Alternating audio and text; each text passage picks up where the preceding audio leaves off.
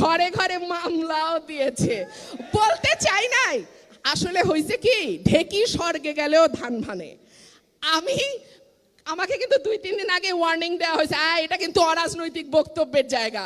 আমি বলি খাইছে, আমার মাথার চুল থেকে পায়ের নখ পর্যন্ত রাজনীতি। আমি রাজনীতির বাইরে কথা বলবো কেমনে? রাজনীতির বাইরে কথা বলতে পারি না বলে তো প্রেমও করতে পারি নাই। রাজনীতি ছাড়া আবার কথা হয় নাকি? যাই হোক, তো কি বলতেছিলাম, ঘরে ঘরে দিছে মামলা।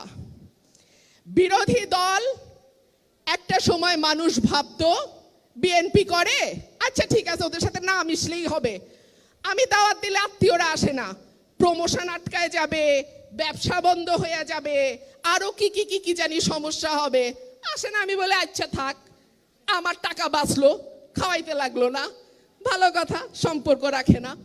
একটা সময় ভাব